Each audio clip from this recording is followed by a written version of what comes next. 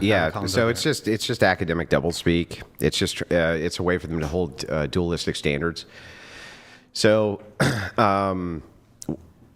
what they mean by racism is exactly what they mean by racism across the board. It's just that in order to make whatever they consider the oppressive class not be oppressed, they call it something else by saying there's not enough institutional power. But if you were to ask them something like, well, what about over in South Africa, right? They would still say that, nope, whites really have the institutional power there no matter what. So it's like, it's never, and I've been in these debates multiple times, it's never a consistent definition. It's an academic doublespeak. When it comes to misogyny, worse than misandry, yeah, right. The only reason that she says that is because she believes in a bunch of stats which are completely false. They're totally false. We've been over them multiple times.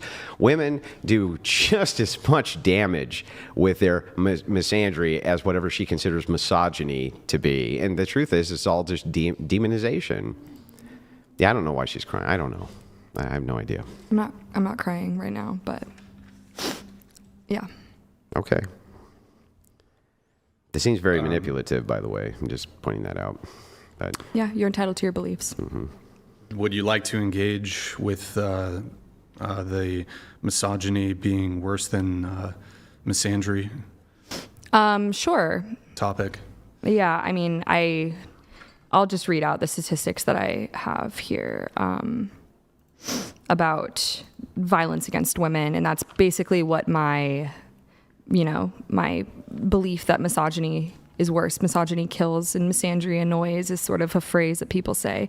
I think both definitely aren't healthy, but 1 in 3 women experience violence in the home or just generally in their lifetime. World Health Organization, 50% of women are murdered in 2017 were killed by an intimate partner, United Nations. A lot of child brides, with victims being women married to older men, as well as 71% of human trafficking victims being women, often used for sexual exploitation purposes. And that a lot of that is rooted in the belief that women are property and objects that men can do what they want with. So that is why I believe that misogyny is worse. I think, again, though, I will concede, I think both can be harmful.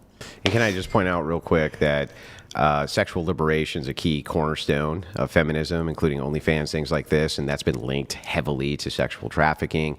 And still, the left does everything they can to promote that women should be able to engage in prostitution, even though it leads to those very same outcomes, which is insane. On top of that, she says misogyny kills, misandry annoys. That's not true. We look at post-divorce stats for suicidality, for instance. Same thing. Even when it comes to men's health, they do unalive themselves at higher rates. Right? Now, I would still argue that that's mostly because they're better at it, but also because, and what I mean by that is that, like, women will basically they just won't use guns, right? And men use guns. But yeah, I would say also, when we're talking about misogyny versus misandry, what's really interesting about this is they'll often only point to the stat of death as though that is the only stat which is worth looking at. If you look at what's going on in society, we also have to look at children. The effects and outcomes of children. The demonization of men through misandry often will lead to men or boys, young girls, things like that, losing respect for men. It also leads to men losing custody of their children, which leads to bad outcomes for children. Like, even if it were the case that I accepted all of her stats, by the way, that also proves that feminism is not doing a good job protecting women. It literally failed its promise of protecting women. But on top of that, can we just point out that she doesn't bring up the outcomes for children ever? They never bring up the outcomes for children, which are completely and totally awful when we have these split family homes and the glorification of single motherhood, which feminism has done. They only point to the fact that, well, misogyny can lead to the unalivement. Also, can I just point out, what about the fact that there's about, 1 million women plus a year who murder men's children in the womb? I just want to point that out while she says, well, this is basically misandry is just harmless annoyance. At the same time, remember, having 1 million abortions a year. May I just ask, I'm trying yeah, to be I was fair. listening. Were you listening? Yeah. Okay. All right. I was listening. Okay. Do you want to sure refute or counter? Or I think that respond? like being pro-choice, like the way that it's defined about taking life is always going to be open to interpretation. I think people will think, different things about when life begins, and so ultimately the crux of that, it seems like you believe in God. Do you? Mm-hmm. Yeah. So I think that because of that, we will never see eye to eye, because I don't consider it to be murder before a certain point. Like obviously, like if the fetus is viable, if like there are certain points where I only ever use secular arguments. So even if it is the case that I believe in God, I've only ever used secular arguments. So what would your argument be?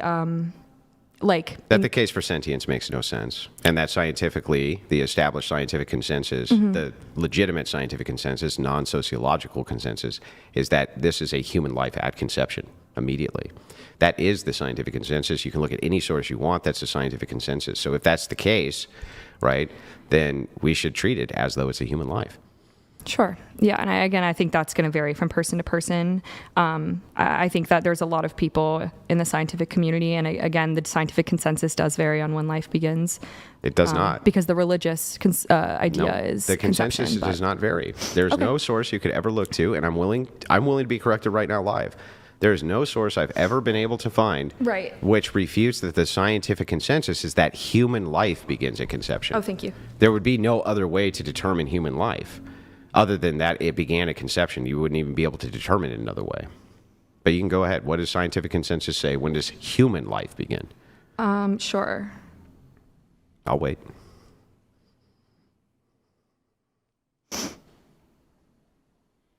So it's saying that there are three different perspectives: the scientific, philosophical, and religious. Scientific, most biologists agree that a new, unique human organization comes into existence at fertilization. So human life at conception. However, at conception, right? But they're saying that a new human organism, but there's people that have different agreements. That doesn't necessarily necessitate that doesn't mean life. Well, what is life?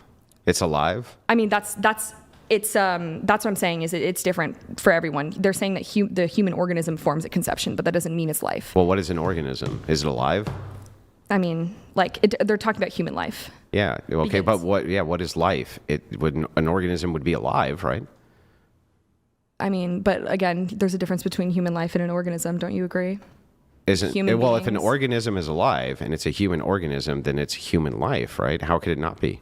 I mean, yeah, you can believe what you want. I think just different people are always going to have different opinions on it. And I was just pointing out the scientific consensus. Sure. Yeah. And I was correct, right? Scientific consensus by most biologists, which would be consensus, yes, say that a human life begins at conception, right? Sure, yeah. So then what we're left with from the secular perspective is sentience, and that really makes no sense. That's it. So I would always use the secular argument. Okay. Secularists can't determine when sentience begins. Since they can't determine when sentience begins, there's no reason for us to assume it doesn't begin at conception of life. Okay. Yeah, I mean, there's different arguments for so I understand your argument's more biological. That makes sense. I understand your argument. I mean, there's different reasons people argue for being pro-choice and pro-life. So pro-life, pro-choice. But, there's different ways of looking at it, and I don't think we'll ever agree. So I don't know. Okay. But good. I enjoy hearing about your arguments and what you have to say. So I've never been, I never heard that specific point. So.